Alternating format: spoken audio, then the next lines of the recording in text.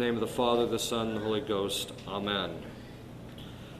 St. Thomas Aquinas defines modesty as the virtue in which exterior actions, either in deed or in words, due mode is observed.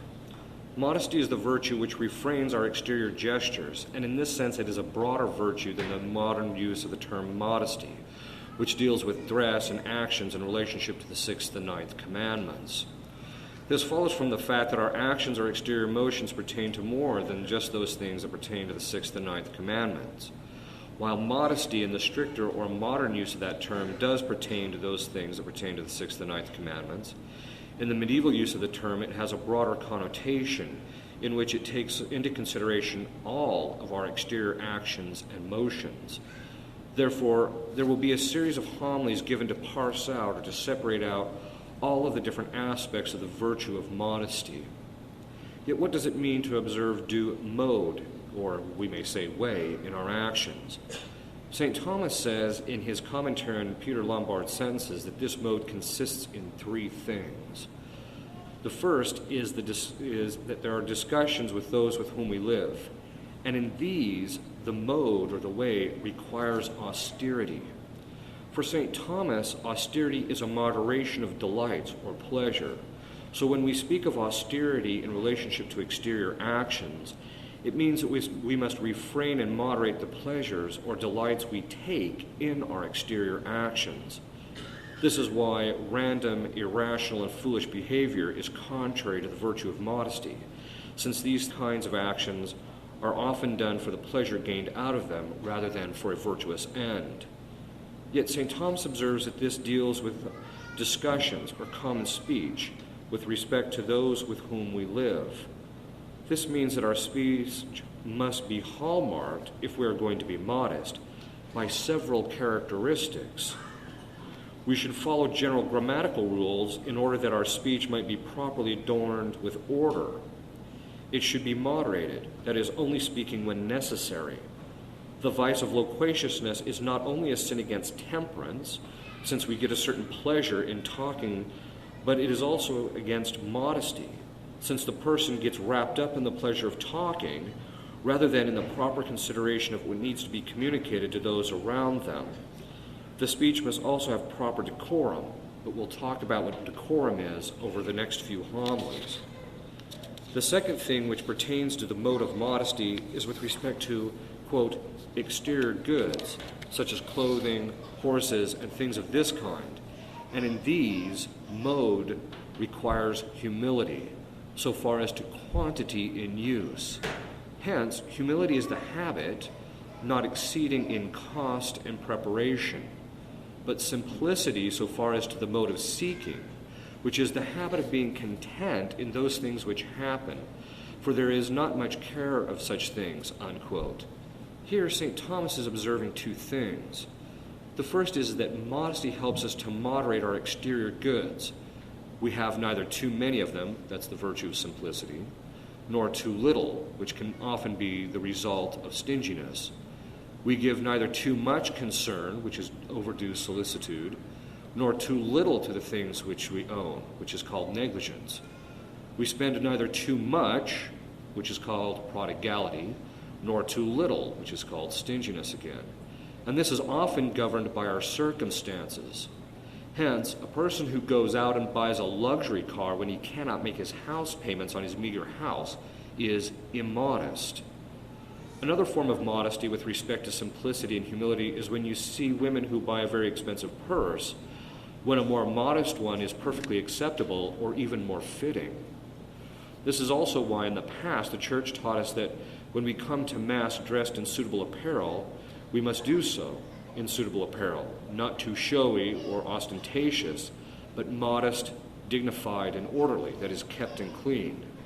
Therefore, our dress ought to be moderated, not being overly prepared, which is a kind of fastidiousness, or too ostentatious, nor underprepared and not fitting due circumstances. And those particular aspects we will talk as the homilies progress. Of course, modesty is a moral virtue, which means that it is a mean in relationship to the individual. Like all moral virtues, the mean, or the middle, is that which is between excess, that is too much, and defect, which is too little. That is, a person does not have too much or too little of a particular thing based upon the particular individual and his circumstances. For example, temperance is a virtue lying in a mean, which indicates that how much the 250-pound man who works on a hard construction job should eat is significantly different than how a 160-pound man who has an office job should eat. In like manner, the modesty in relationship to humility and simplicity of what we own is relative to the individual. This means that what a king or the president should have for clothes will be different from what your common man on the street should have.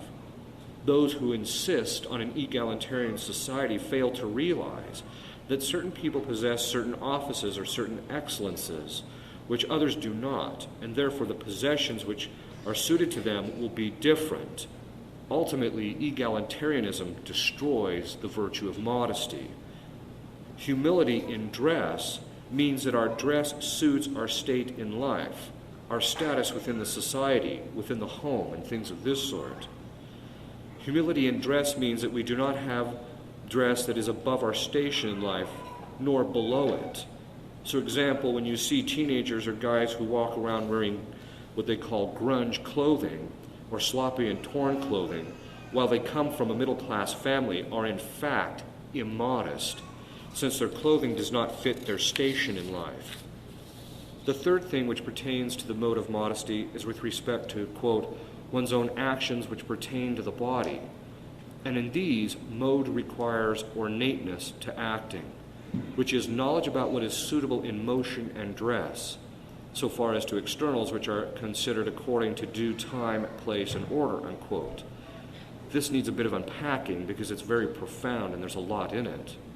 Here, St. Thomas is saying that the person with modesty knows and acts in ways in which his actions suit the time, the place, and the order. Obviously, the person who talks before Mass in the church is not observing due time and place for talking. And so we may say that his actions are immodest. This is kind of a common problem when people come running into the sacristy when the priest hasn't even unvested. He's just turned bread into God, and people are yammering in his ear, and he hasn't even got invested yet. It's immodest. Yet St. Thomas also says order. And by order he means that our actions are proportionate and directed to a truly good end. St. Thomas gives the example of saying the truth at the right time, and that we use the right means or aids to a particular end. A person who is modest in speech will not say things when they should not, or in ways in which they should not. For example, often you have people who simply cannot contain themselves in correcting people. It's almost at the level of the compulsive. And so they correct everybody all the time, or they cannot help but correct people at a time when it's not conducive to that end of the person changing their life. And as a result, the person is immodest in their speech because they don't moderate it, they don't refrain it. The virtue of ornateness teaches us the suitability, that is, the congruity between our externals, that is, things that we possess and other things of this sort, our actions, and a person and even gender. Andronicus called this ornateness in the proper sense. But ornateness should be suited to affair, that is, to the particular event or circumstances, person or place in which one's actions manifest the best order. In effect, the person's very actions become ornate by being dressed, if you will, with proper order and suitability of person to circumstances. We should never say anything or do anything that is out of place or does not suit our station in life as individuals. And this area we will talk about at length in relationship to the virtue of decorum. In reference to Proverbs, St. Thomas observes that the end of modesty is fear of the Lord. Fear of the Lord for St. Thomas is the gift of the Holy Ghost by which we turn away from depraved delights and from earthly things and turn towards God. Therefore, since modesty refrains us from inordinate delights in actions and externals, it will direct us to have fear of God in which we fear offending him by our disordered passions, appetites, and emotions. And this will also be covered under the virtue of decorum, especially in relationship to things like the liturgy and things of that sort. St. Thomas says that modesty helps us to have due maturity in observing exterior gestures. Maturity is a form of completion in which a person not only reaches a certain stage in physical growth, but that he reaches a certain stage of the interior life. That stage is hallmarked by self-denial, mortification, and a striving for excellence. In a word, maturity is the possession or the adornment of the soul of all of the virtues. Immaturity is the result of not having physically grown to completion, but people can also be spiritually immature, in which they are selfish, indulgent, and unholy. That is, they lack virtue.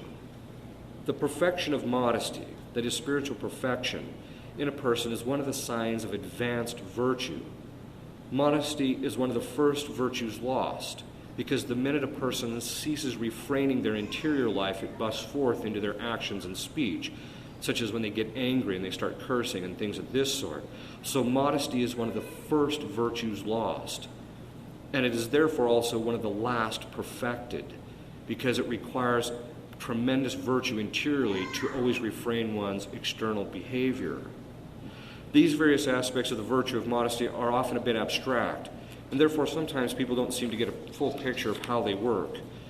For that reason, over the next few homilies, we will talk about how these various things which we have talked about in this homily work themselves out concretely in the various aspects of our lives. As always, we should pray to Our Lady, whose virtue and modesty is perfect, so that she may make us perfect in this regard. In the name of the Father, the Son, and the Holy Ghost. Amen.